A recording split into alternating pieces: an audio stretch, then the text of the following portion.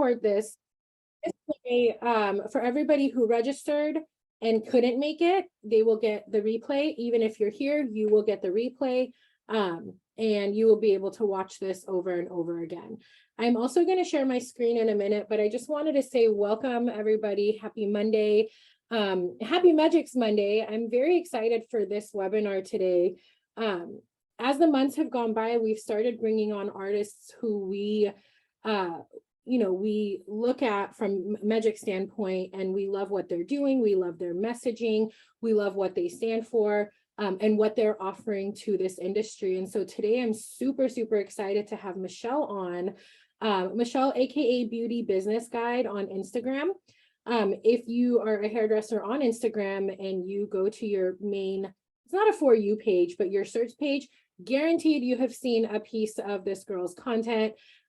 She is all over Instagram. She is providing so much value for hairdressers on the business side of it. And it's all on the real. Like, she is a multiple business owner. She's been a stylist for a really long time. So I'm going to pass it over to you, Michelle. If you want to talk a little bit about, a little background, who are you and how did you get here? So it's all you, girl. So I've been a hairstylist for almost 21 years. And I graduated high school early. I went to cosmetology school with an ROP program. I was originally planning on doing hair while I put myself through college, and I just never left. I ended up loving the dynamic of building relationships with clients. I was really good at it. This was obviously before there was any social media. I think when I was 17 is when I got my first Nokia phone that, you had to push the 2-3 times to get through ABC. For any of you guys who are young, you probably don't know that, how complicated that was. But we didn't text then because it would take a half an hour to send a short message. So we still, lots of relationship building. And I did see that even at that time, people did not run their businesses very well. I really didn't run my business as well as I do now, but it was just, over the course of this long journey of trial and error. But the one thing that I did not want to become at the time was a salon owner, because of seeing people not show up on time for clients or be very sketch when it came to what kind of products they were using, or just throwing something together and it really not being what the client wanted. So that turned me off a little bit, because from you and I talking, I'm very meticulous and I'm nerdy when it comes to the business side and the technical side. But fast forward in 2014, my husband really wanted to open a business, and the only business that I really knew anything about was the hair business. So we opened our first salon in what was a previous salon space, and then expanded, opened a second location, opened a third location, opened a beer and wine lounge. Now I do the coaching. So a serial entrepreneur, opening multiple businesses, understanding the financial implications, but then also realizing, okay, all of my opinions about the business, the behind the chair business side, all these years later, were actually right. And I had something to offer to connect the numbers and the systems with the creative.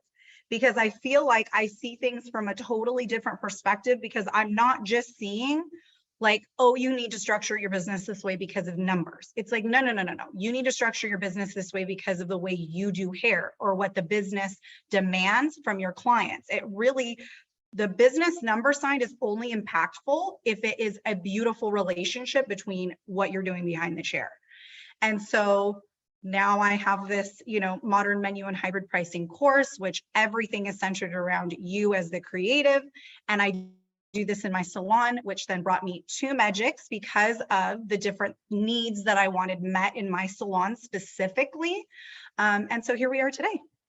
Well, I feel like one of the first times that we spoke. So backstory, I started following Michelle, I don't know, early this year, and I could see that she had a lot to offer. And so we started chatting and talking. And then one day she sent me a DM and she was like, hey, so I have a couple clients who brought up Megix, right? When you were coaching people, they were bringing it up. And so she knew that I was working with Megix. And so it turned out so beautifully, because then she opened her salon, and now Megix is in her salon. She's been working with it, and she's going to answer and offer some perspective on a lot of the questions we get sometimes of like how to kind of price yourself. And more importantly, I get this a lot. So for those of you who don't know me, I've been a stylist for 22 years. I'm the lead educator with Megix. And so I get a lot of inquiries when people have questions about Megix. And one of the number one inquiries I get is, well, how do I incorporate Megix into my business? Right? Because I double book, or I do this, or I do that. And I don't know how to, other than retouches, how do I bring Megix into my business? So I'm super stoked today. So I'm going to share my screen, and you guys should be able to see. Michelle, you can see my screen, yeah? I can. Okay, perfect. So pull this chat up so I can see what you guys are saying. So today we're going to talk a little bit about a lot of things, but at the end of the day, we're going to keep it very short and concise in true Megix 10 nature. So we're going to talk about recession proofing your business, the express services, and the value of offering them. I'm going to go a little bit into old technology and the difference between Megix 10, the color families, and then Michelle's going to go into some of the menu services that she uses in her salon with Megix 10, finding opportunities to save time, and price per application and budget and all of that stuff.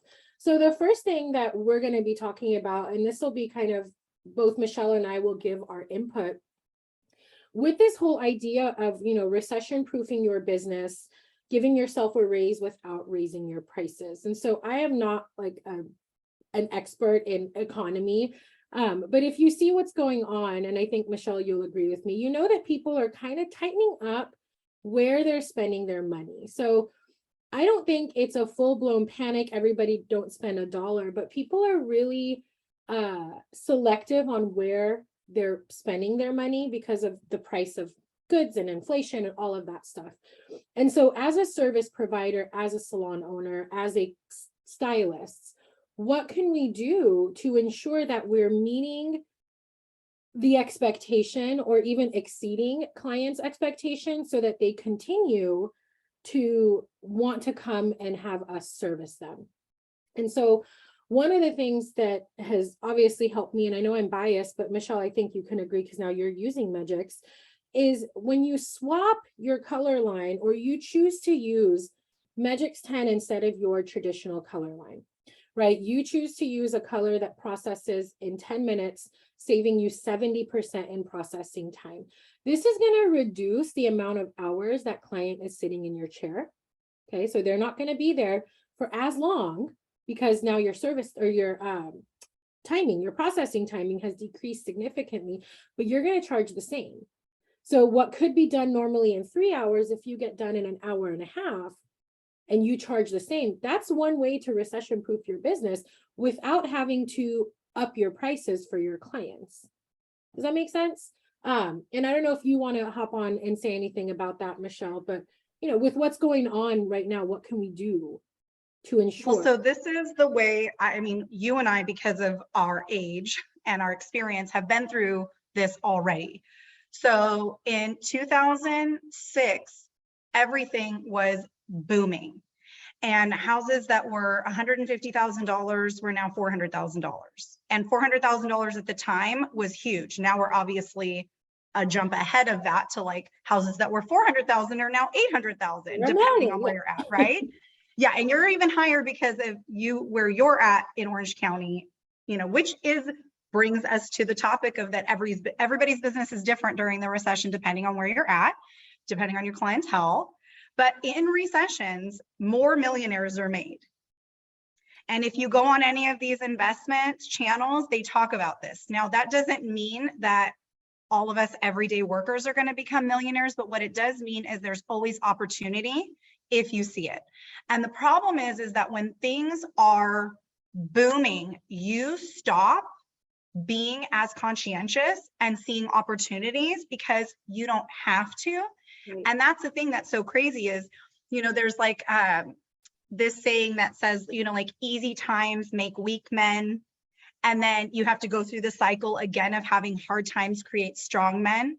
And I mean, this is obviously, we're not just talking about men, humans in general, of the process of like the cycle of things that we go through. So the first thing is to understand that sometimes when things are great and amazing, we often are taking advantage of the situation and not doing our best with it. So recession is actually an opportunity to really fine tune our business, understand what's going on, and really reconnect with clients that we may not have continued to value. Because that's the problem, is we do see a lot on social media that people are just like, well, I've got a wait list of clients, and that may still be true. And these clients may not be the right fit for you, but there may be a lot of clients that, we work in the public, we work with the public, and they can be difficult sometimes. And just trashing a client because a situation may feel slightly uncomfortable is something that during times of plenty, like even with real estate agents, they weren't calling anyone back. Nobody was getting called back unless you had a personal relationship with a real estate agent to buy a house. And now those real estate agents, because everything has shifted, are reaching out to everyone during the process, okay? Right. So what we really do is, this is a time for us to reconnect with our business, to find our heart again, to really enjoy what we're doing, to fine tune our business, and to see the opportunity in our business. Now, you may not want to be somebody that went from doing only modern color to doing lots of gray root retouches, but you may be somebody that wants to dabble back in that. There was a big move towards, not doing that anymore, and really it losing its art. And that was really sad to me, because the only reason I'm in the position that I'm in my business, and I feel you're probably the same way, are those bread and butter clients. Absolutely. I always scream from the rooftops, like, can we make gray coverage cool again? Because it is easy money. These are clients who are so loyal. They come in every 4 to 6 weeks. And so I think what you're talking about, Michelle, we even experienced during the pandemic, right? Where like before the pandemic, we were all great, and then shutdown happened. And there are some stylists who thrived post-pandemic, and then there are stylists who left post-pandemic. And so you have to think about all of these things, and you can't ever, this is just my 2 cents, is don't ever get complacent and comfortable, because you don't know what's going to happen. So what can we continue to do to build these great relationships with our clients, to make sure that we are the person that they think about when they want their hair done, which leads me to these express services. So post-pandemic, or even like during the tail end of 2021, this idea of express services really took off. And what it is, in its true nature, express services is like this express gray coverage or express mini highlight. But what's happened with Megix 10 is what these express services are so much more broadened now on what you can do, because with Megix, we're not dealing with just 15 or 20 colors. We have a full color line of 92 shades. And so you'll know that express services are booming because there's so many other 10-minute color lines now, right? So a little backstory for those of you that are new to Megix: we've been around since 2011, reformulated with new technology in 2015, and all we do is 10-minute color. So we don't have a line that is like this permanent traditional color line, and then we have this acidic, like in this demi. We don't have multiple lines, we have Megix 10. And so from the get-go, the foundation of Megix has been to help hairdressers save more time, to help hairdressers make more money. And so with people like Michelle, spreading the word about all of these different services you can do, we've got to rethink what an express service is. And so the value of offering express services, guys, think about it this way. We are living in the days of Amazon Prime, DoorDash, Instacart. I want it now. And so how can we bring that ideology into the salon to meet the consumers with what they're demanding? People tell me all the time, and change our mindset that express means discount versus express meaning luxury. Right, express is luxury as heck, you guys. Like, I pay more to have things done quicker. Like, I pay for my groceries to be delivered quicker. I pay for, like, I pay for that because it's luxurious. Why? Time is a resource that is not renewable and that you cannot buy. So if you can offer a way to give your clients their time back in a luxurious way, and not express meaning cheap, you are going to have the most loyal clients. So you're absolutely right. It's not only are we meeting clients with what they're wanting, but we need to shift the way we look at what an express service is and how you can incorporate that into your menu. Sarah says, so this should be a service offered and not a standard practice. So it depends on, I think, how you want to run your business. So me personally, I only use Megix 10 in my salon. So everything I do is a lot faster. But there are people who maybe don't want to only bring Megix and they want to bring some other lines as well. So it kind of depends. And I think Michelle's going to cover that a little bit more in depth for you, Sarah. But yeah, so for us, it's like diversifying our business, and we'll talk more about the specifics of that. But part of the recession proofing our business is to have diversity. So I want everyone to really think about what 4-hour modern transformations have done to our industry, because they have actually not financially benefited us in the way that they have marketing wise, right? So marketing these huge transformations have elevated what the respect, because of how big of a, how much work it takes to get from point A to point B, these extensions, installations, all of this stuff. But many people are actually making less money doing these big transformative services because for your stuff. Well, these clients are not these clients in general, and I won't say this is across the board, but most of these clients that are coming in for big transformations, why are they big transformations? Because they haven't gotten their hair done in a really long time.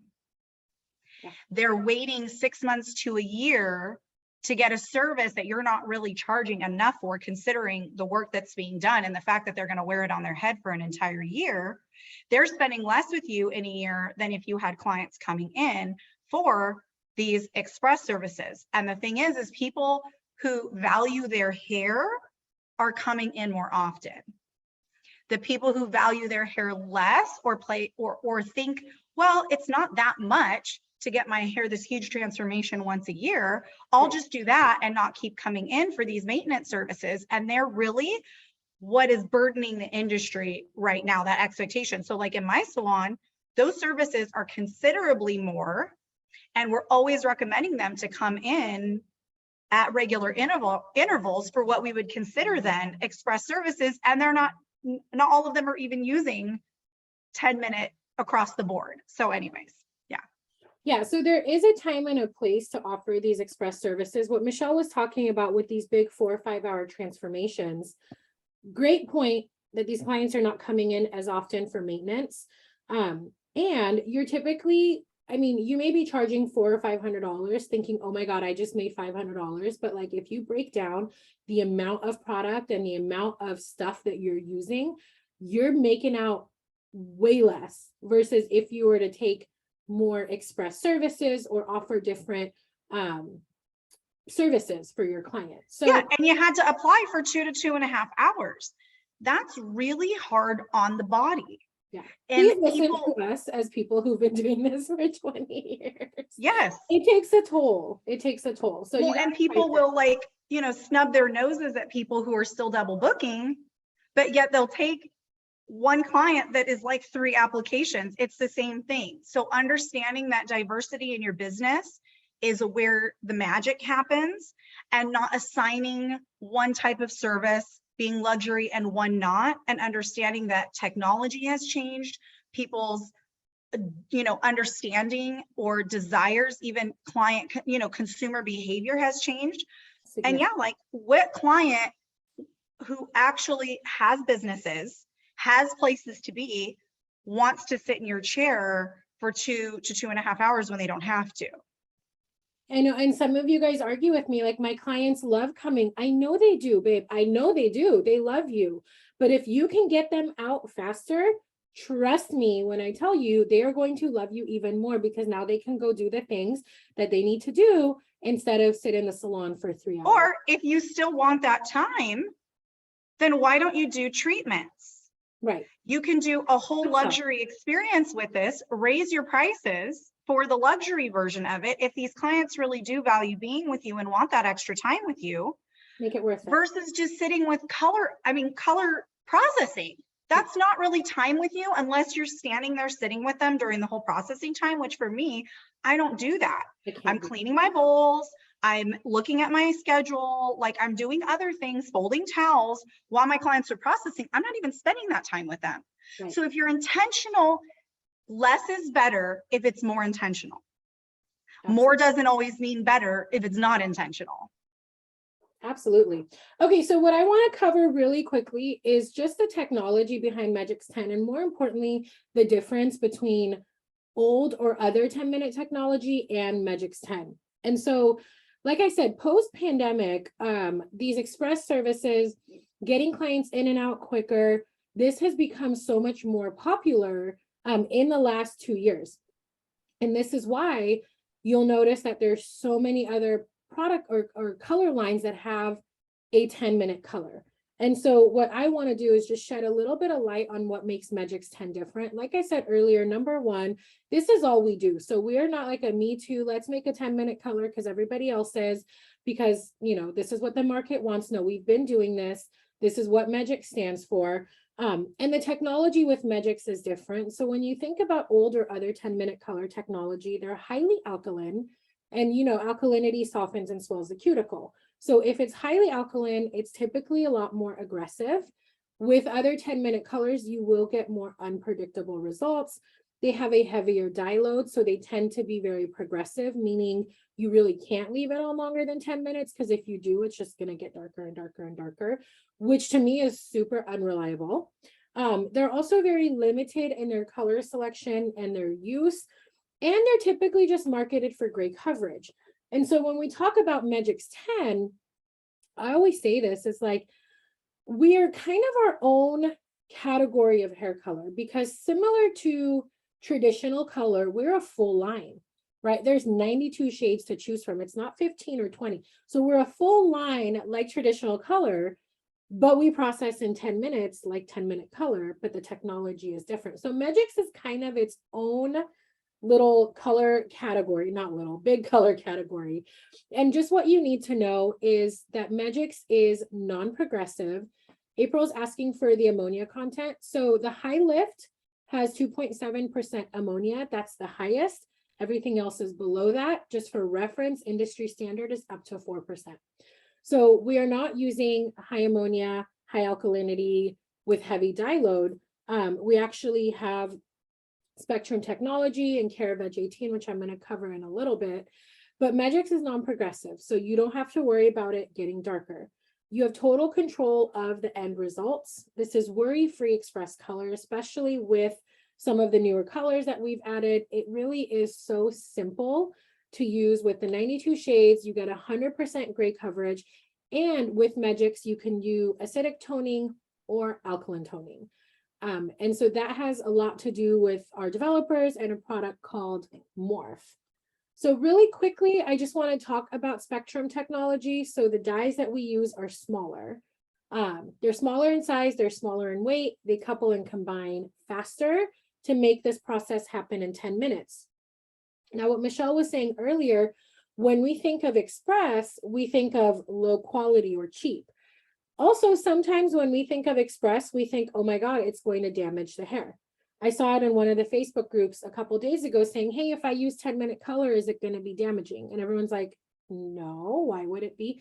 It's not more damaging, especially with Megix 10, because we have CareVeg 18, which is plant-based amino acids. And it almost acts like a hair mask. This is already in the color. It's not something you have to add into. So when you use Megix, you know that there's amino acids and serine and threonine and soy protein and wheat protein in that color to ensure that not only is it going to process in 10 minutes, but it's going to leave the hair feeling very, very healthy. Michelle, you've used it. What are the results that you have found, honestly, when you've used it on your client's hair?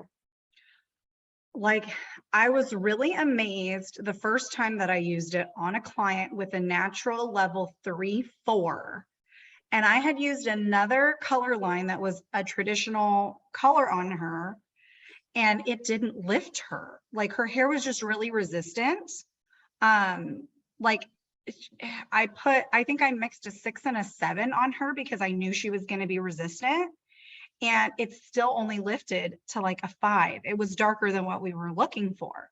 So I told her when she came in, and I hadn't seen her for a long time, because I was like opening the new salon, and I think she had been coloring her hair herself.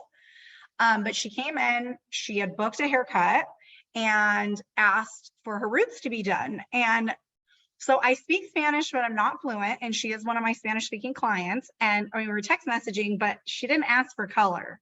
She just had said the cut. And so I'm assuming she just assumed that then that was the root color too, but we do so many different types of color on her. So she comes in and I'm like, literally, we had just opened. We had just gotten our shipment. And I was like, well, it looks like I'm trying this on you because if you want your roots done, they were going on a trip on vacation.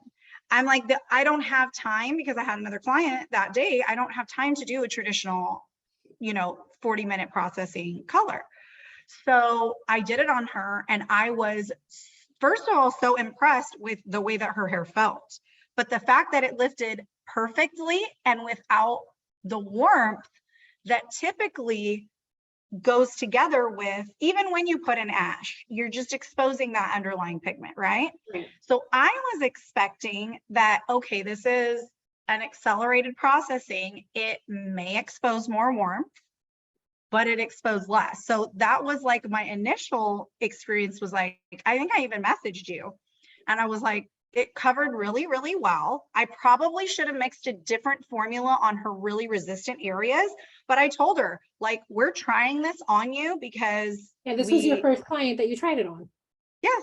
Yep. Yeah. So the hair does feel healthier. So I don't want you guys to think, oh my God, it's Express, it's going to be damaging.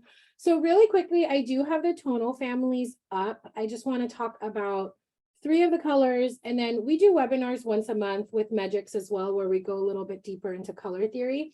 But I just want you guys to know, if you try it, there's 3 different browns that we have. We have a true neutral, which is 0.00N. We have a 0.0, which is a cool brown, and then a 0.00, which is a warm brown. So this is the #1 issue that comes up, is people will typically get 0.00, thinking it's extra gray coverage, and it's very, very warm. So I don't want to spend a lot of time on this. I just want you to know, if you're going to bring Megix on, or you're going to try it, if you have gray coverage, you have to use 0.00N, not 0.00, or else it's going to be very warm. You're going to get hot roots. You're going to be very upset. So 0.00N is what you would use for gray coverage. And then you guys can see, like, we have red, copper, mahogany, gold, ash, double ash, sand, warm browns, cool browns, like every color that you could need to create whatever you do behind the chair can be done with Megix in 70% less processing time. Lindsay's asking, is skin testing not necessary then? I will always recommend skin test, patch test. We do use PPD. There is ammonia in the color. So if you haven't used it, manufacturer recommends to patch test. Now, with that being said, I haven't had any reactions when I've used Megix to any of my clients. However, to err on the side of caution, anytime you use any kind of new chemical, if you're concerned, do a little skin test, just to make sure that they're okay with it. So with that, also quickly gloss over, we have 5 different developers. We have a 6 volume, 12, 21, 32, and 40. So this is really where the versatility of Megix comes in, where you can use the color as a permanent color, as an alkaline demi. We have morph drops, which makes it an acidic demi, all processing in 10 minutes or less. So this is just another quick little guide, just so you know about the versatility that we have. So it's not just using 10-minute color for gray coverage. And this is going to kind of help when Michelle starts talking about some of the services that she does in her salon. So a truly versatile line, a colorist's color line, in my opinion, all while saving you time behind the chair. It's a total win-win, in my opinion. So I'm going to let Michelle take over and talk about some of the services that she has used Megix with. So Michelle, it's all you, girl. So even though we touched on that Express does not mean discounted or budget, it definitely still can be used in that way. So I'm going to give you an example in my salon of the recession proofing that we've done with Megix 10. So we're in an area where we have an extremely diverse clientele. We have clients that are coming in for huge modern services, and then we have snowbirds that are all starting to trickle in. And in the area that I live, there is only like a Smart Style across the street, some like other, local company that is really discount, right? So most of these people are used to going to those types of places.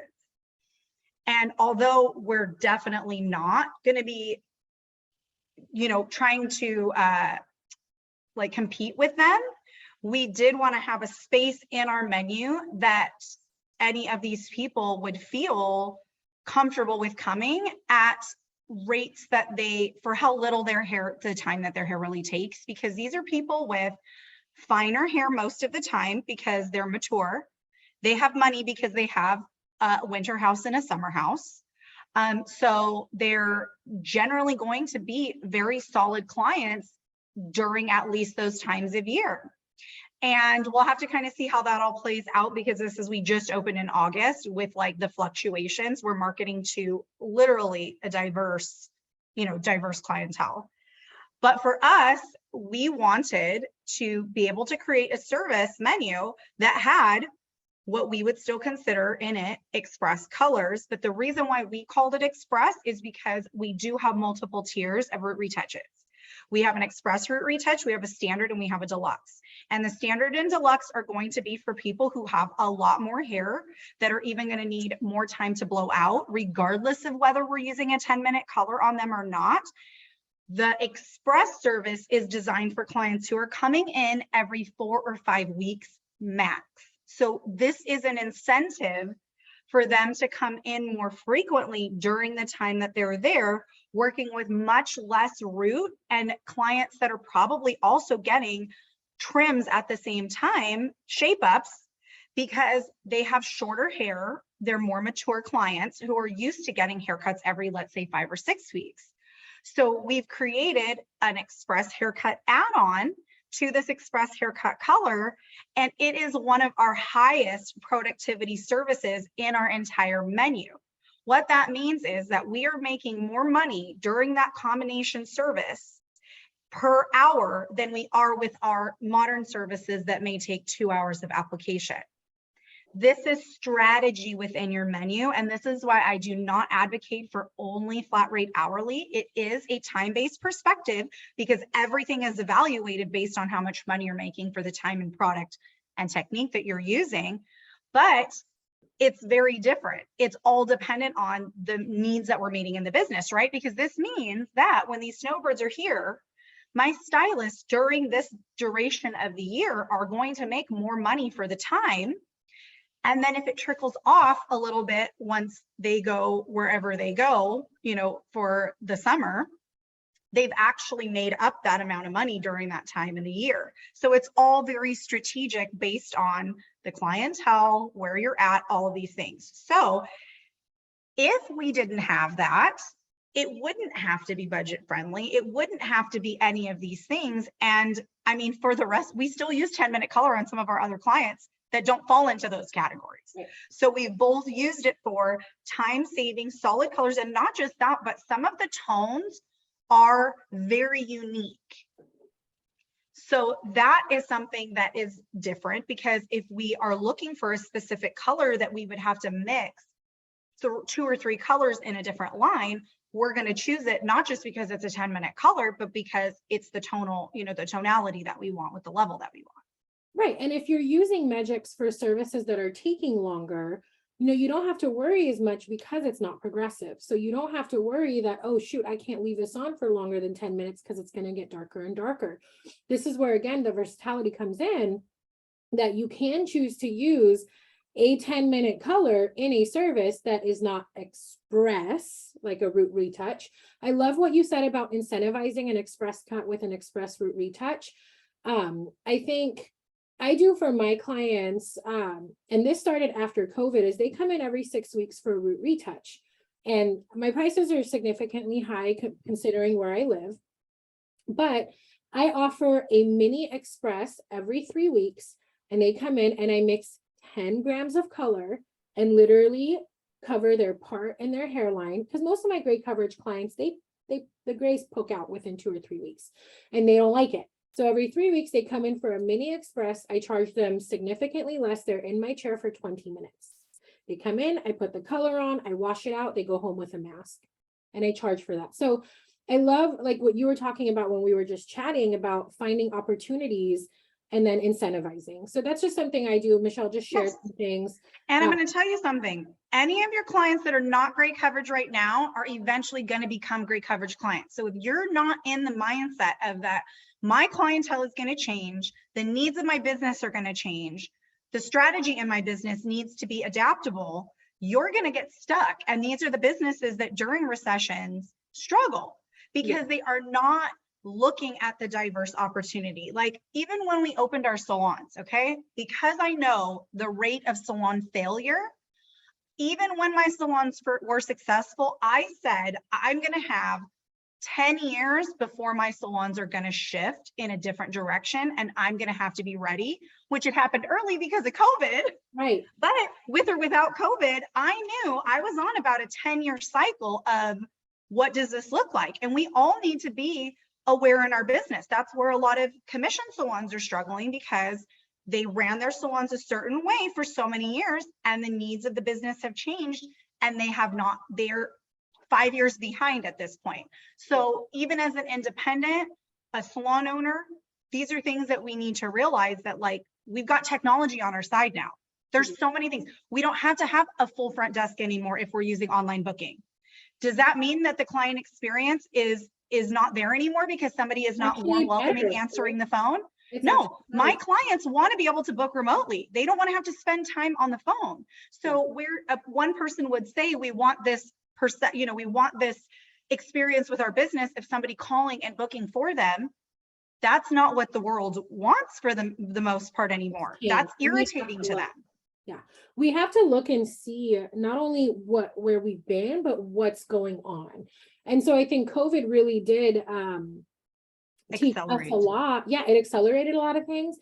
If you were strategic and you look at consumer behavior during COVID, or if you were around in 2007 during that recession, you look at what happened there, you can kind of forecast of what's going to happen when this recession hits. And it's like some big luxury transformative 5, 6, 7 hour services, those are gone if people are tightening up their budget. Think about during COVID, what were the services that you did regularly?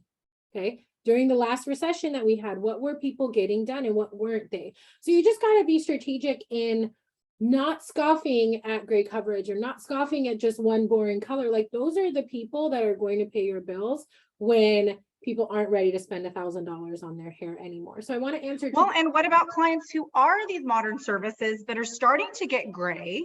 And I have the experience the other day. Yes. And I have experience with clients or with stylists who don't know anything about gray coverage. They know nothing about gray coverage because they were just doing modern applications, shadowing with, a standard demi, those things. And so this is really the time to understand how you can even incorporate it and learn the product line so that as you have clients that are starting to become gray, I still am just doing a camouflage. I don't do a solid color on my base, but for my clients that do, that's what we need. We need something, and they don't want it. They want low maintenance hair. They are upset that they have to come in more frequently for gray coverage, and we are going to cut down on the time that they're having to spend processing and potentially give them more time for other luxury things like a detox and a treatment during the time that would have spent. They will actually get more out of the service because you're not spending that time in processing. And you make more money because now you add charging for those. You're value adding on your ticket, and you're not discounting your gray coverage service, but you're reducing the time that they're in the chair processing, but they're in your salon at the same amount of time and now they're paying more. So it's just about perspective. What Michelle was talking about very early on at the top of this webinar is how you look at things are really going to shift the way you run your business. So you just got to look at the big picture. You got to be willing to consider things. My favorite saying is only a fool decides on a matter before hearing it out. True. And I always walk into new situations thinking this because I have successful businesses. I've been a successful stylist. I wasn't really looking necessarily through the process of becoming a coach of learning. I wasn't necessarily specifically seeking that out, but I was open to it. And so over the course of one-on-ones with independents and salon owners for over a year, I mean, my tool belt is huge now. There are certain things I can speak on that I didn't even have the capacity to speak on before. And that so comes from being open-minded. Yes. That's it. Okay, so Shauna is asking, are you covering the entire head or half the head for express service? So I cover the entire head, and then I have a mini express that they come in between the 6 weeks appointment, and it's just the 10 grams of color. That's just what I do. You don't have to do that. That's just what I do. Lindsay, is it a sustainable product, eco-friendly, etc.? So I don't know about eco-friendly. We definitely don't test on animals. There's no animal byproducts in Megix 10. So there's that, but as far as like the eco-friendly, I don't know how to answer to that. If you want to give me a little bit more specifics, I can help you. Okay, so next up we have melting grays, which I think you touched on while we were talking about gray coverage. So as your clients mature, you know, you could want to just camouflage their grays and not do full gray coverage, or, you know, you do your modern service, whatever you're foiling, foliage, baby light, teasy light, whatever you do. And then they do have some sparklers, right? You can color melt using Megix 10, tone using Megix 10, and they're saving significant time and saving mess. Well, and it's not a mess. So that's the thing, is that some clients, you could, and not everybody likes to do this. I'm used to it because I'm old school. We would apply foils and color at the root in between, which can still be done. Dom did a blonde client where she did, I mean, the client's mostly gray. She did the highlight application, and before it was totally complete, went in with, I think she said, a 900N, and did the root retouch in between and processed the whole thing at the same time. So you can do that. And we did that on another client where we went through and did it in between as well. So you can do it both ways. It just depends on how much hair the client has and how much application that you're doing. Because if the client doesn't have a lot of hair, you could just do it 10 minutes before the foils are going to be complete. Right. If the client has a lot of hair and you do not want that mess to be there and you're going to melt them and shadow them anyways, then you rinse them out, and instead of using whatever your other shadow is, you use the Megix. The thing I like the most about Megix, not only is it the full color line, but the versatility and the fact that you can use it as an alkaline demi and as an acidic demi are really important, because any other 10-minute color line, you're matching up the ends with something else if you don't want to pull the permanent color through the ends, which is not the business. Like, that's, I don't like that. I don't want to have to figure that out. So if I were to choose any 10-minute color just for that fact, whether I was doing express root retouches or using it for melting, because this brings us to melting color. This could be not just gray coverage, but melting color where you're shifting somebody to a more copper or red or a warmer brown.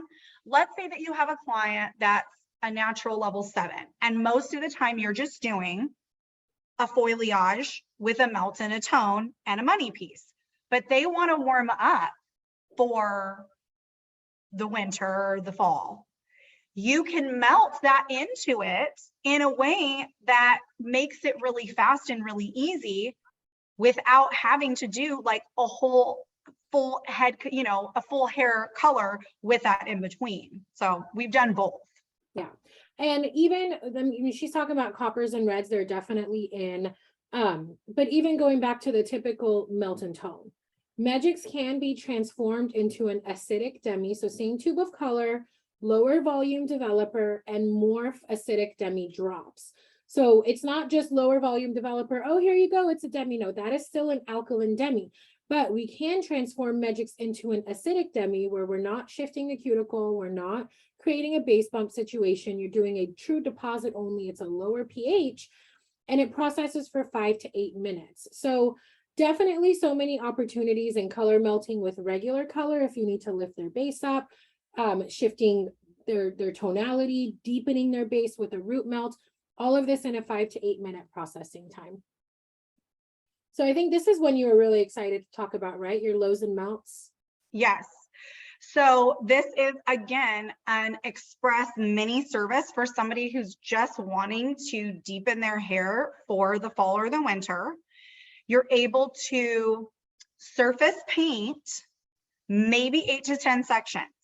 So, I mean, I do a lot of diagonal foil applications where I'm diagonal foiling back, and then I'll have maybe a couple, like, so I take a triangle here, all of this gets angled up, and then this triangle is a traditional, you know, application, like a Mohawk application, but surface painting to add that depth in, letting that process because it's not a full processing time. And then you would go back once that is rinsed out and melt and tone everything else. And the amazing thing about it is these are like how many sections you're applying most of the time doesn't impact the appointment time that much, depending on if you're going from like 10 minutes of application all the way up to like 45. But I'll give you an example. Many of my clients, we've completely done away with a mini highlight because they were pricing it so low because it was only a few foils, but they didn't reduce any of the processing time. And this is with lightener. And with lightener, obviously, we're not reducing the processing time with it. A little bit. Lift 9 does a little bit faster. Yeah. But I mean, you're not timing bleach. But you're not reducing the 70% the same. It's not in the same approach. So the problem is that some of these services that don't seem like they're a huge transformation end up still needing to be priced significantly high.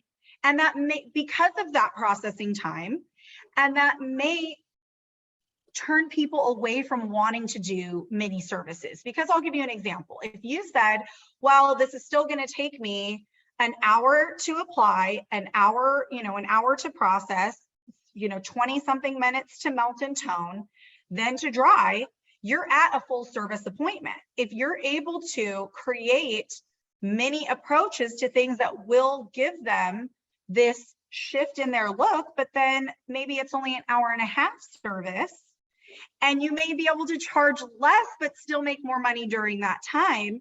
And then it's going to draw people in because, again, we're incentivizing those people to come in for those express root retouches because they're not having to go as long with their hair gray. And then, but it's only if you're coming in every 4 or 5 weeks as a regular. Right. They can't do this if they're coming in every 3 months because then you're having to use more product. It's going to take more time. They have longer roots.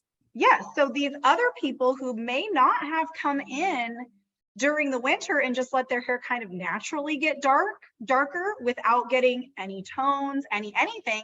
Yeah, we're starting. You would be, you're losing out on a potential service because otherwise they have to come in for more of what a full service is.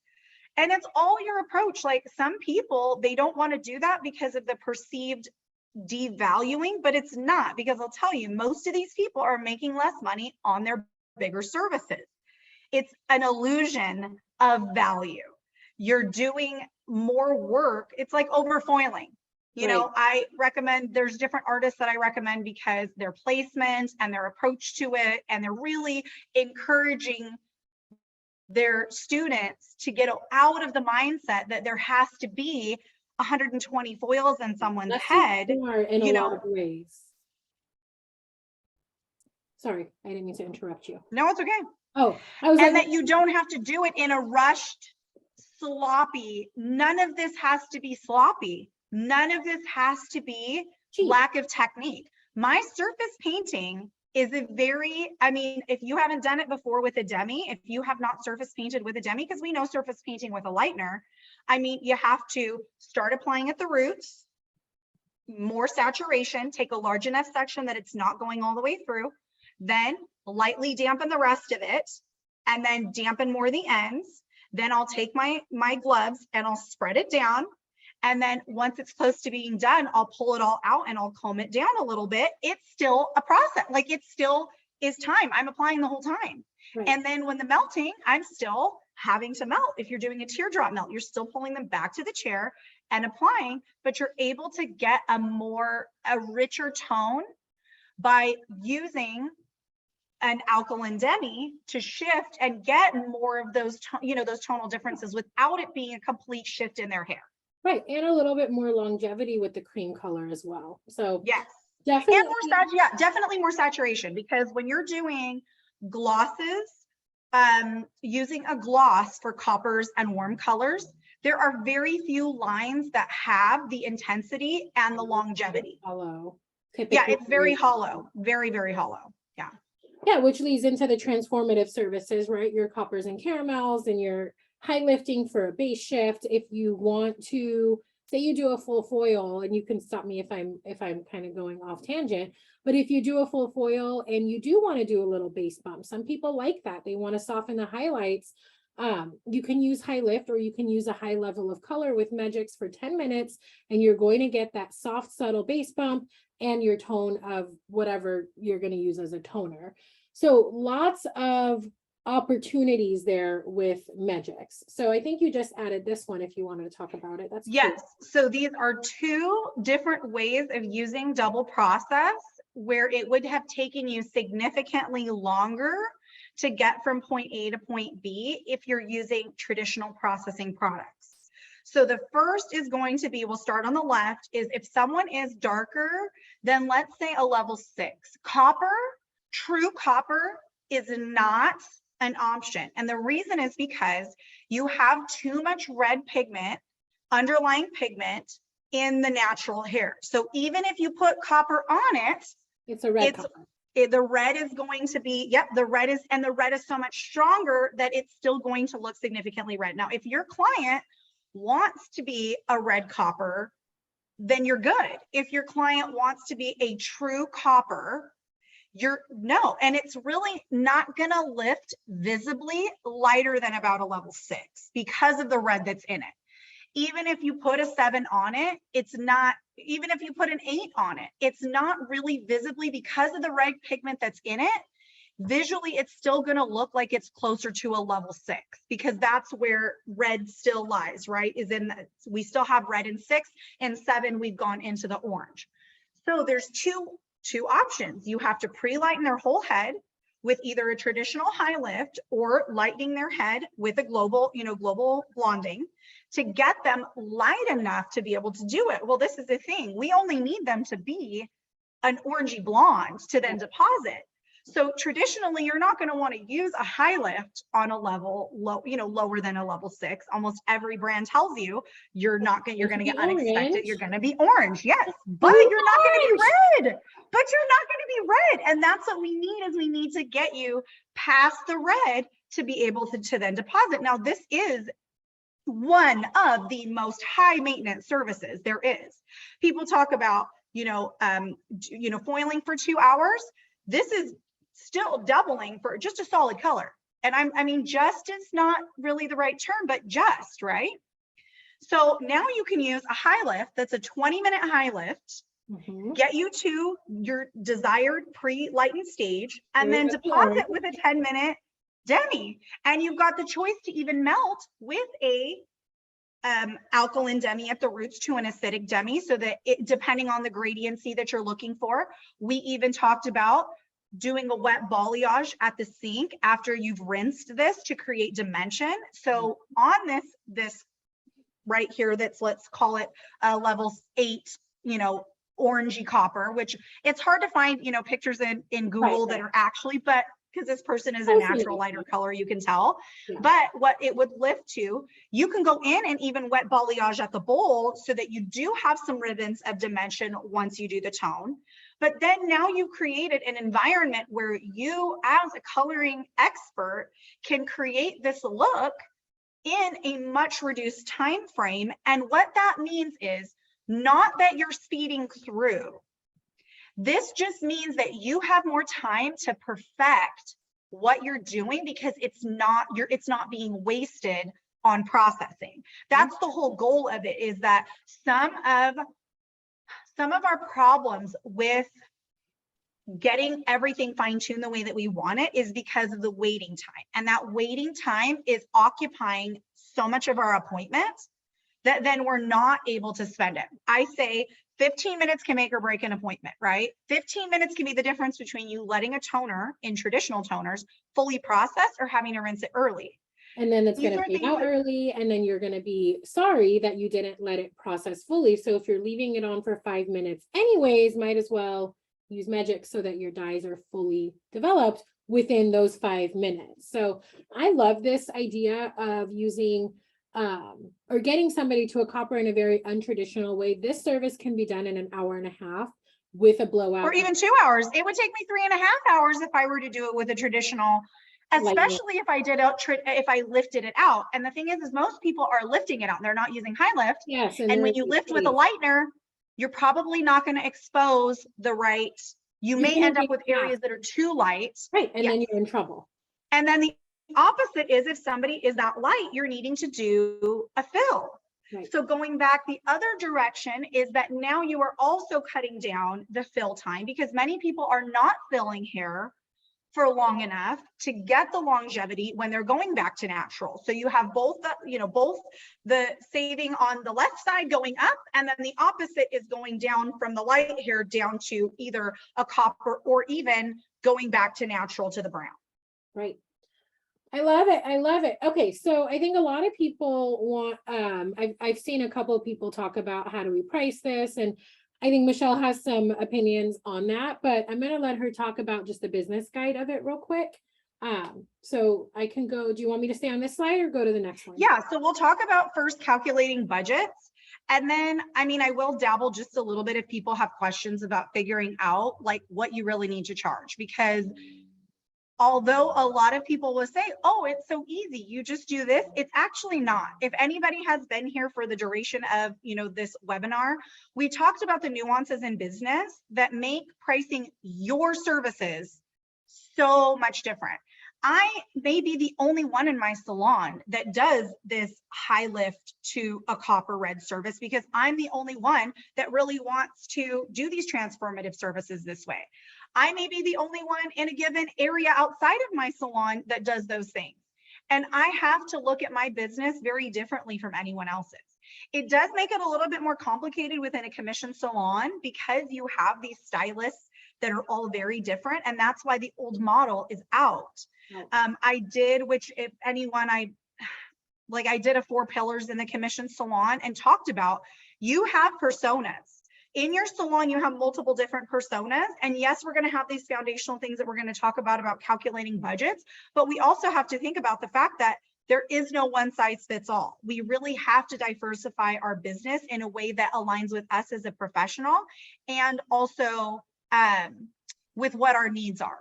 And we'll talk about that a little bit more, but calculating budgets for product costs. So every single service that you have has to have a standard mixing ratio in it. And most of the time we're doing these things kind of, but not really understanding the implications behind it. I'll give you an example.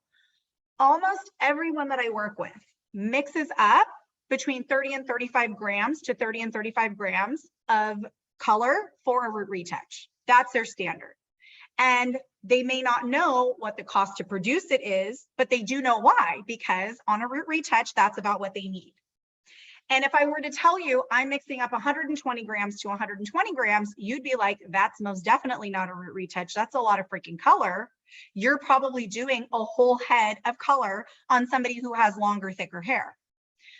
So people have been confused with, well, how much do I include? Well, how much time are you applying for?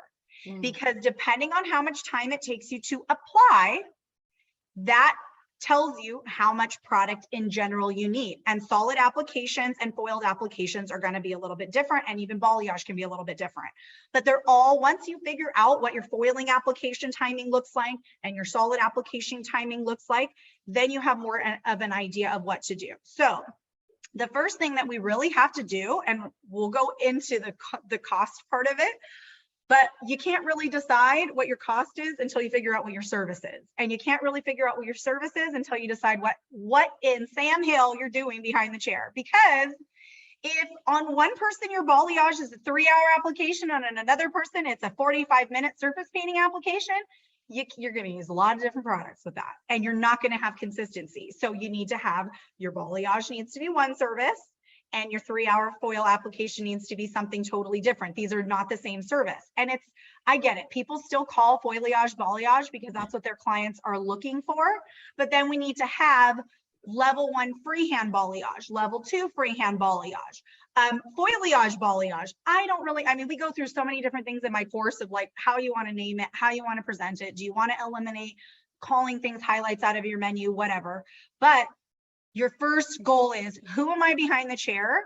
How much product do I need? How long does it take me to apply X amount? And then that amount would be in this service. Same thing with bowls of lightener. It takes me about a half an hour to do 30 grams of lightener to 45 grams of developer. So if I have a 60-minute application, I need 2 bowls. So now I can go in and say, okay, based on my product cost, this is my cost to produce that service. Say it's a 60-minute application. I've got 2 bowls of lightener. I'm going to have a root shadow that's going to be about 15 to 15 or 10 to 20 if it's a 1-to-2 mixing ratio, or 10 to 15 if it's a 1.5 mixing ratio. And then 30 grams to 30 grams of toner, or if it's a 1 to 1.5 mixing ratio, 20 to 35 grams, right? For 120. Yes. So don't get overwhelmed, guys. I know sometimes, and Michelle, I'm sure you've experienced this too, where you start talking numbers and hairdressers are like, I don't want it. But if you're trying to make sure that you are making money and it's not costing you, these are things that we have to take a look at. Now, you don't have to do it all at once, but you have to at least shine the light on some of what Michelle is talking about. Well, and I'm condensing a large course of information down to like 2.5 minutes so that you guys get it. So I'm adding other teachings in my course, but the focus is literally one step in front of the other, very baby step process of how you get from point A to point B. And I don't even go into anything else at this time in the course, because there are so many other courses that have so much other information, and this is the missing piece that nobody's going back to.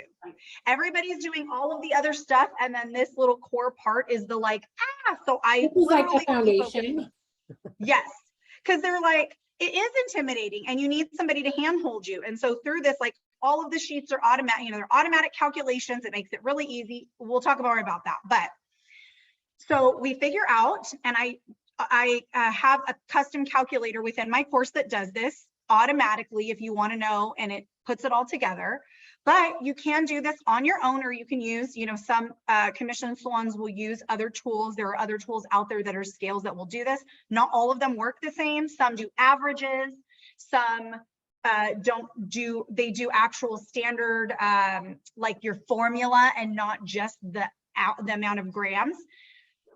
You can keep it in the most complex form and the most simple form, but this is the most simple form. So the most simple form is we just figure out our cost per gram, cost per ounce, calculate our mixed cost, because I want you to imagine we have color that costs one amount per gram and developer that costs another amount, which we'll see on the next slide. Once we mix them, it creates a whole new mixed amount. So we figure them out separately. We also need to make sure that taxes are included in that. If you're paying for shipping, that's included in that, all of that stuff. So then once we figure out what our standard mixing ratios are, we can calculate the cost per service. And then we figure out what percentage of our service price that cost is. An example, if you have a $100 service and you're using $10 of product, that is 10%. If you're using $20 of product, that's 20%. There is a certain amount in your pie of your revenue that you want everything to go to. You're going to have rent, you're going to have products, you'll have time off, you'll have retirement, you'll have all of these different things that are part of that pie. And sometimes we have to take from one side of the pie to give to another. Like if your rent is really high out of that pie, we may have to include less products. There's just all of these kind of little nuances in the business. So we'll go ahead and go to the next slide. So this is what this looks like. We have cost including tax divided by size in ounces. cost per gram or ounce. And then the example is $7.99 divided by 2 ounces is 3.995 per ounce for the color side of it. Then let's say it's $7.99 for a liter of developer at 33 ounces is 0.242 per ounce. So now we're going to take 1 ounce and 1 ounce and put those together, which you can go to the next slide. Okay. Well, this one's the same thing, but with grams. So you If can you guys see the want to example in screenshot grams. these, feel free to Yeah, screen. if anyone wants to take pictures of these. And I also actually, I have a post recently, and I created a guide that has this post in it on my beauty business guide page. So now we can say 3.995 per ounce for color and 0.242 per ounce for developer. So 2 ounces mixed is $4.24. And then we can do the same thing with the on the gram side. So 30 grams, 447. The only difference between grams and ounces is really having a little bit more like it's dialed in a little bit more with grams, because there's a lot of you guys who use ounces. And if I could give 2 cents of advice, is try and shift over to grams. It's a lot more detailed. It's easier to measure in grams for smaller amounts than it is for ounces. Yeah, And like so if you're like, oh, I want a splash of 3 grams and 3 grams and then 10 grams, it makes it really easy. And then you write that down versus on a scale, the increments only go from 1 to not 0.1 to 0.9 on an ounce, where in grams, it's from really there's 28 something 29 grams in an ounce. So you have 29 increments per ounce versus only 9 increments. Yeah. So try to go with grams. If you have a scale, all you got to do is just press the button and it'll shift it from ounces to grams. So try that. Yeah. And if you measure something and you're like, this is typically in gram or in ounces. So what you do is you want to take the same bowl, the same size bowl. Okay. You're going to put your bowl, you're going to have 2 of them. Put 1 bowl on the scale in ounces. You're going to put in how much you standard mix for that service in the bowl. Then you're going to clear out the, I'm like, I got myself mixed up. I think it's the other way around. Yes. But then you can put it back, put the other one, tear it out at the blank bowl, and then put it back on in grams. No, I'm right. Put it back on in grams and it'll tell you what the grams are. Yeah. So you tear it to the zeros so that you know that the bowl is totally empty. But yeah. And that'll help you shift from ounces to grams. So next time you'll know, okay, I measured it. This is how many grams I use. So that was a total side tangent. Side note, sorry guys. Yeah. Okay. Standard mixing ratios, go. So in all of your services, once you've decided what your menu looks like, how many different categories you're going to have in different services, do you do vivids? Do you not do vivids? Do you, like there's all of these different nuances in business. Do you mostly do standard highlights with just a root shadow? Or are you doing big, huge modern transformations with a huge melt? Are you tapping most of your clients and shadowing them, or are you melting most of them? Because melting is going to take more product and more time to apply versus tapping or shadowing. So once you've figured out all these nuances in your menu, then you say, okay, well, for this part of the service, I need this. So for this part of the application, I need this amount. And then this part, I need this amount. And then this part, I need this amount. And then you put it all together. And once you figured out what that price is, which again, in all of my programs, we do all of this within it. Then you go to the next slide and you compare it to the service price. So in this scenario, if the product cost is $12.75 and my service price is $185, I take the dollar amount in product, divide it by my service price, and that gives me the percent of my service, the piece of the pie that's going towards product.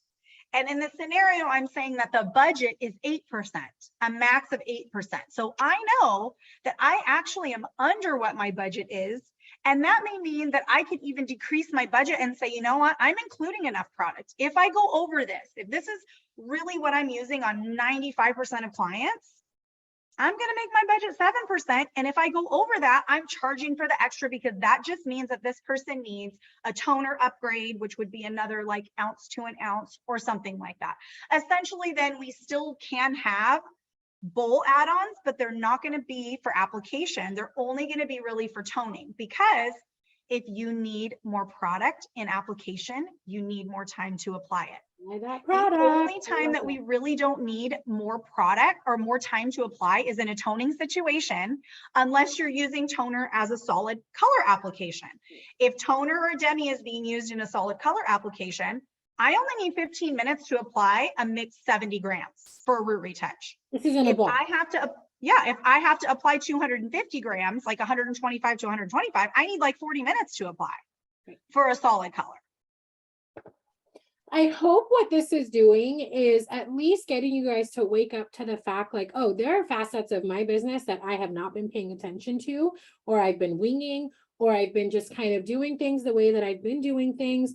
And so what this is going to do, if you shine the light and try and figure out all of what Michelle is talking about, right? Over time, baby steps, one thing at a time, you're really going to have a better idea of how much money you're making. Because at the end of the day, if you had, say, a $600 day, that may be how much money was given to you, but you don't know how much of that is actually what you made. And so I love what Michelle what you get to keep, because we have to think, if you're an independent stylist, 65 or 15%, if you're not, it's a whole deep rabbit hole with taxes, because everybody's taxed differently depending on how that money is made. Payroll gets taxed differently than like dividends. It's a long thing. But for independents, if you do not have an S Corp and you are not having some of your income be on your tax return as passive income, you have a 15.3% self-employment tax.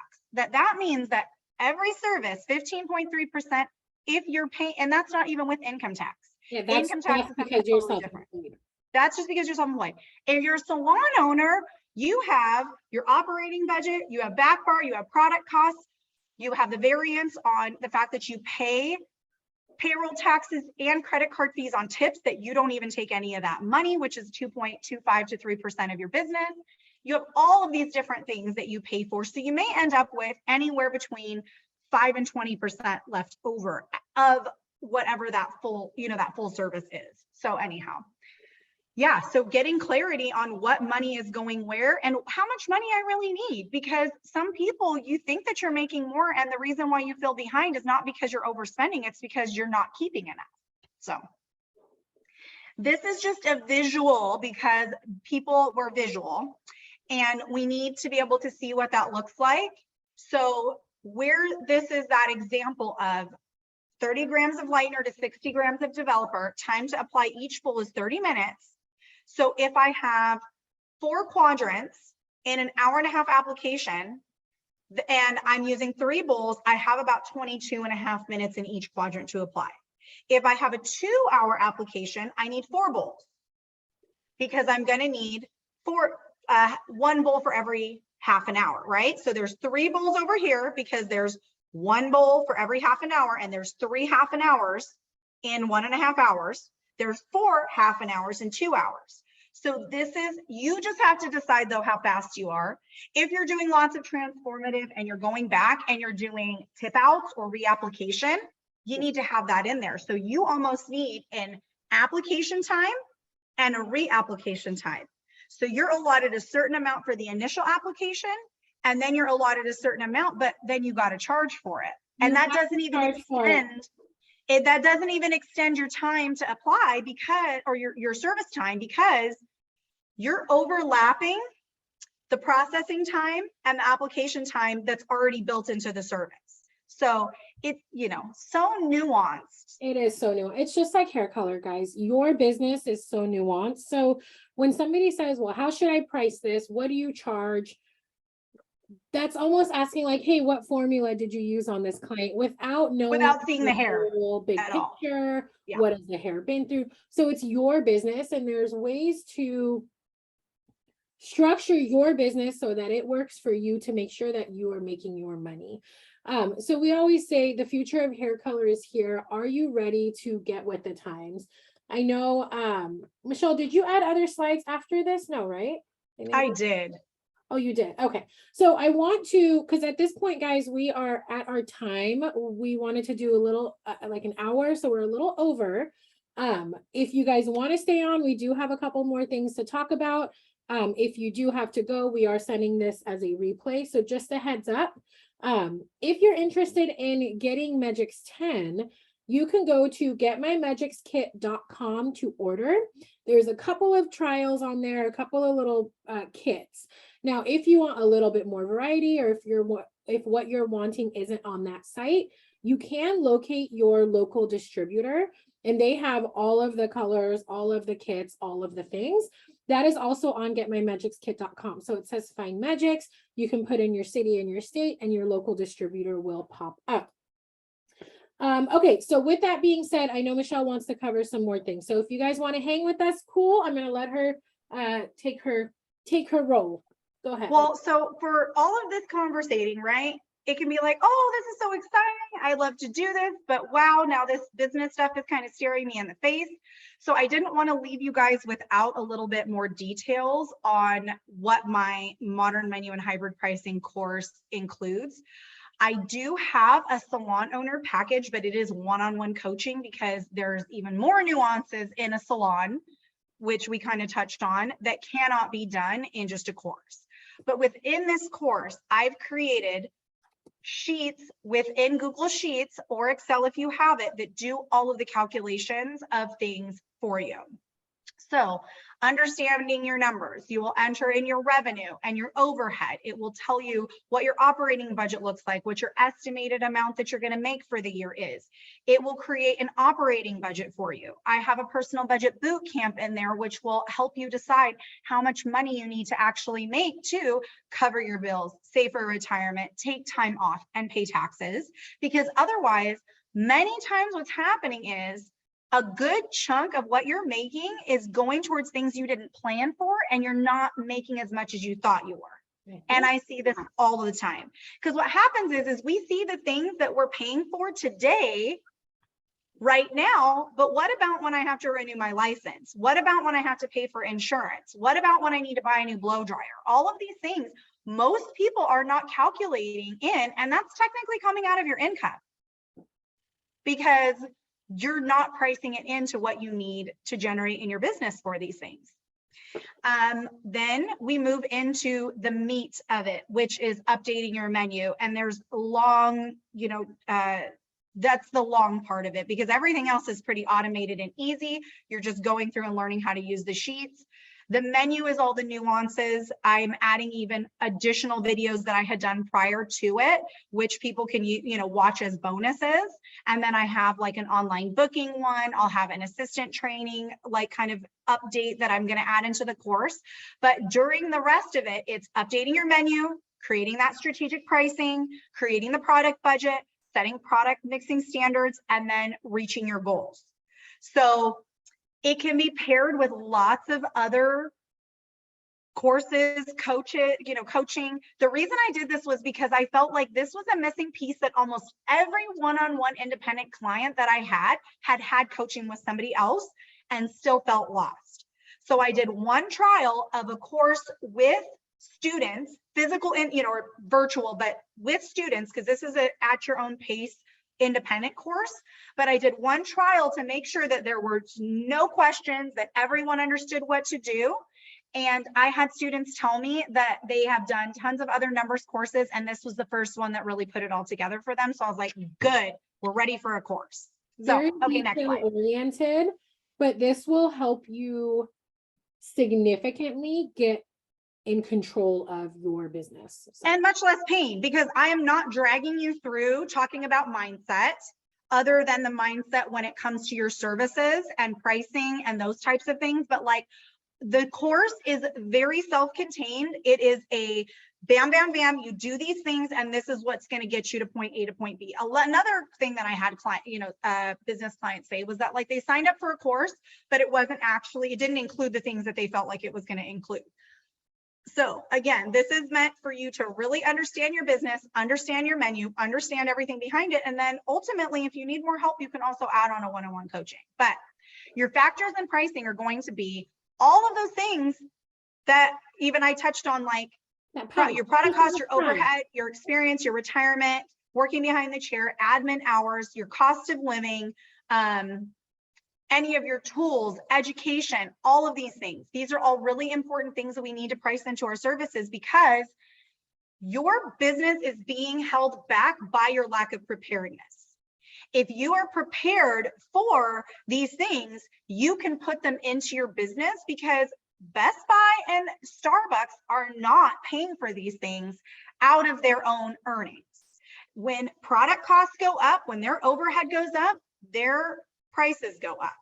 And it's all built in, because you have to have a balance between what your clients are paying and what you need to make. You may not be in an area where you can charge, $700 for a 2.5-hour service, but you're in an area where there's probably a range, and certain services you need to charge significantly more than what you're charging, because you're doing so much more work and using so much more product. Okay, so next one. Okay. So just to tap in a little bit more to what the difference is between time-based pricing that's hybrid and hourly pricing. So hourly is essentially where you go through everything, and we still do this within the program in case you can really charge a lot more hourly and you just want to go with that, which Araz and I have talked about that before. You would make the same amount every hour regardless on the service, whether you were applying for 2 hours straight or whether you had an hour of application, an hour of processing. Get what I mean? So we have within this a way to price your services, not just based on the time, the total time, but the complexity and all the other nuances that you're adding into this package that may or may not extend the time significantly, but it is something that you need to be paid for, because it's a lot easier to do a solid color than it is to do a huge transformation. And you need to be making different amounts of money depending on how complex it is. So hourly pricing is time-based and it can be gender neutral, but it doesn't encourage growth, because you always have to raise your prices if you want to work more. It doesn't account for product use, because it's literally a flat rate hourly regardless of what type of product you're using. And then it doesn't vary based on service complexity, while hybrid pricing is also time-based, gender neutral, but it does all of those other things. This is what a setup for a complete service would look like. Now, I've included that numbers 1 through 3 are for really just the clients to see. They're not going to see the other things. And 1 through 5 is going to be for you on your back end as well. So this service is designed for clients who want an overall rooted blonde appearance. The service duration is 4 hours. The annual visits is 2 to 3 times. And then you would see on your back end, your application is 2 hours. Your processing minutes are 45. I go into more depth of washing time, toning time, finishing time, because everybody's different. But this is essentially what it would look like for you. I was saying you're so detail oriented, so you do look at every single thing, but just even looking at this is going to shift the way you run your business, because now you're like, oh, every dollar, every product, every ounce, every minute counts. Yes, because what we're having issues with is even estimating. Let's say you've gone hourly. Well, how much time is it going to take for a service if you're just charging by the hour and you're not concerned with how long it's taking? You have to really construct services that can be marketed to your clients with the appropriate amount of time that's going to be needed. So this service, if it is the full modern blonding service, because we do have maintenance, which is not going to have 2 hours of application. It's going to range anywhere between that 1 hour and to the 2 hours. But this allows you to market the service very easily, because otherwise, what's the difference between a 3-hour global blonding service and a 3-hour blonding service to a client? If you're just booking out time blocks, you may not be marketing to your audience. I have clients that do modern blonding and they don't want to do solid root retouch or global blonding. They want to do lived-in blonding. Maybe they don't even want to do really detailed blonding. I mean, I have clients that their longest application time goes up to like 75 minutes. And I have business clients where their lowest amount of application was 2 hours because they're doing transformative. And so we really need to understand not just the timing behind it, but how do we package it up to a client and say, here's my menu, and which service category do you fit into? So yeah, that's how we do it. Nuanced, guys, very nuanced. Yes. So I did want to include this 3 ways to combat inflation without raising your prices. And we talked a little bit about having, you know, different specialty services where you're making more money for the time without necessarily raising your prices. But eliminating product waste is really important because that's one piece of the pie. If you don't really know how much you should or shouldn't be mixing for a service, guaranteed you're trashing color or lightener on the regular. And then eliminating for your discounted services. This could mean that you are doing a transformative service in a full highlight application or in a full highlight appointment or a balayage appointment. You are really in this giving a free or discounted service because you're charging a client for one thing. Like, I'll give you an example. Would you ever charge a client for a bang trim but did a full haircut? Likely not. Like almost everyone would say, absolutely not, unless the bang was the only part on their head that was their full haircut, right? Okay. So where we can say that automatically with that analogy, most of the time that's not happening with these other services. We're doing way more work than what a service is designed for, but it's because we haven't really identified what that service is designed to do. Once we've designed it, then we can say this is the limitation. I'm sorry, I cannot do this that you're asking for in this appointment. The other thing about this is it takes the conversation away from talking about price. Instead of saying to a client, well, that's going to cost you a lot more, what you say is, oh, that's actually this service. Would you like to screenshot it, send it to them? And it's going to explain it, and the pricing is going to be right there. And they're literally going to be like, oh, okay, it's more work. It's how much more stuff it is. Exactly. Yes. Otherwise, when you talk about more price immediately with a client, the resistance. Yes. And that is human nature. It doesn't matter who you are. It doesn't matter if you're a hairstylist or you're a consumer. That is what you're going to do. That is immediately what you're going to do. So free and discounted services are coming out of your income as well. You are paying for your client's tip out. You are paying for your client's root shadow. You are paying for your client's haircut. Literally, imagine every time you do a free service, you are using your card and swiping it because that's what you're doing. You are paying for it in product costs and labor. Well, I think I love the analogy that you gave, Michelle. Sorry, about we would never. No, I'm sorry. I was trying to hurry up. No, I know. We're almost done, guys. We would never do a bang trim and charge them for a bang trim, but then give them a whole haircut. But what you said was brilliant. Like, we do that with our color services all the time. Like, oh, let me just tone one more time because whatever. Or I'm going to just pop in a couple of foils here, a little tip out. I have extra bleach. Okay, cool.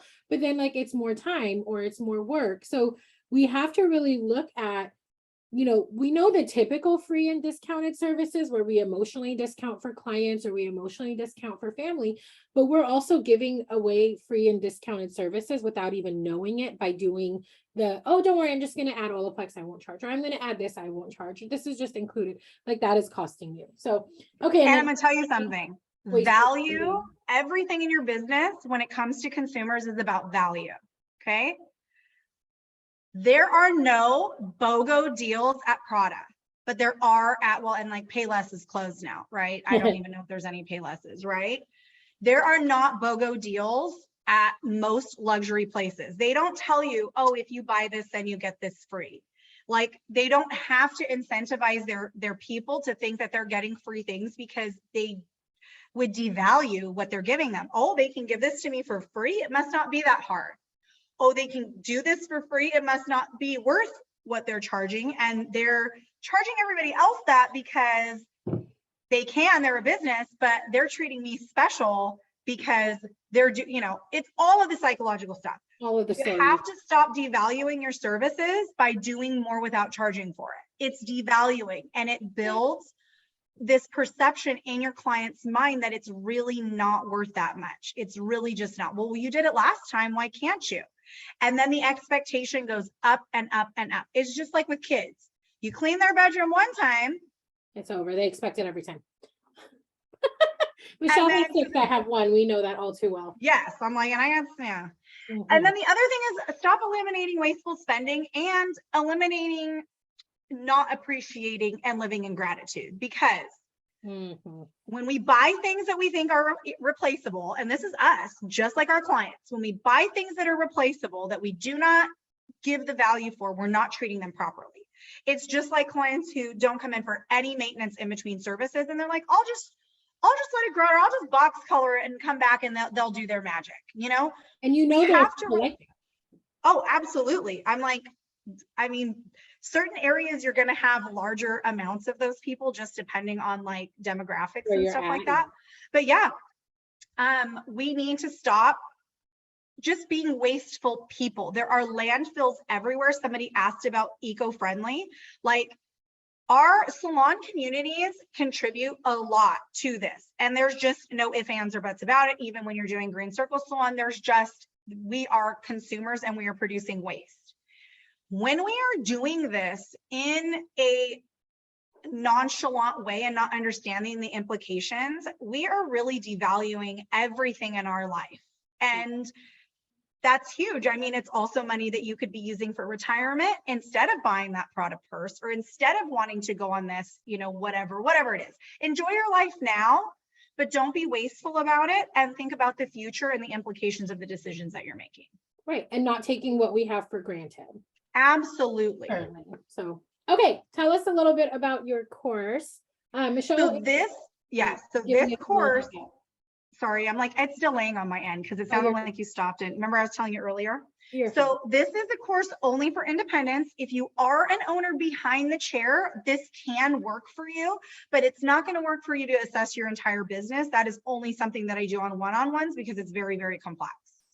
But this is $50 off my course. It is regularly $349. So it's whatever the $50 off, 94, yeah, 49, so 99, yes, it's $299. It's at beautybusinessguides.com, and it includes all of those things that we touched on. I am so happy with this course. Like, I am not a fluff hype type of person. If you guys can tell by my social media, I am very invested into making sure that what I'm putting out there is not just a post to say that I posted or anything about my ego. I am very invested in elevating the industry, and I'm hoping that this course will allow people better perspective despite what they decide to do, because I'm never going to tell you exactly what to do with your business. In the course, you're going to be able to see, oh, when I'm doing this, it's doing this. When I'm doing that, it's doing this. And really make these choices on your own, because ultimately it is your own business and it is your choice. All of us can tell you to do, oh, what we think that you should do. And I give people guidance, but ultimately you have to have ownership over it, because if you don't understand what's going on in your business and you don't understand the why behind it, when push comes to shove, you're going to revert to your old behaviors and you're not actually going to follow through with it. And I don't want to take anybody's money for them to do that. Right. That's just my thing. That's why it took me this long to make the course, because if you're not going to use it, I really just don't want you paying for it, you know? Yeah. And if you do use it, lots of changes will happen in your business. So thank you for that, Michelle. With that, I just wanted to quickly talk about our socials. We are all on social media, so you can find Megix 10 on Facebook. You can look on YouTube if you search for Moan International. There's all kinds of education on there. And then here's some Instagram handles. So obviously at Megix 10, at Beauty Business Guide, that is Michelle, at This is Araz, that is me. And then for any of our upcoming education, if you go to megix10.com/education, we do a lot of free webinars, not only about Megix, but something like this, right? We had Michelle come on and talk about modern Megix menu, how to look at your pricing. So lots of amazing education opportunities there for you. So with that, I know we went over. I appreciate those of you that are still on. I just want to say thank you. I hope you guys have an amazing day, an amazing Halloween, amazing Monday. And thank you so much, Michelle. I appreciate your taking a picture. I am. I'm like, your picture that you tagged me in was a little rough. So was it? It was a video, no? I think because I was like, oh, maybe it's a video. Because, you know, oh my gosh, going back and watching my videos where they pause at, it's great. You guys are going to see all different angles of me in it. So it is all good though. The value hopefully was there. I hope this was a impactful webinar for you guys. Thank you so much. Thank you, Michelle. And we will see you next time. If you guys have any questions, feel free to reach out to either of us on social. Always here to support. Michelle is super, super down. She is just so full of information, and I could pick her brain for hours and hours. Yeah, I feel like we would go back and forth and just circle, because you would say one thing and then I would be like, oh, And I then would say one yes, thing, you'd be yeah. like, oh, and then we Well, just circle with all these ideas. we did a podcast episode together too. So if you guys are interested, that's on Oh my yeah, page. go check out her Yeah. podcast. It's all good stuff, guys. So with that, thank you. Have a happy rest of your day, Michelle. Thank you so much. Do you want to take a picture? Bye guys. We Which is, do- oh yeah. Well, Oh. yeah, let's do, Let's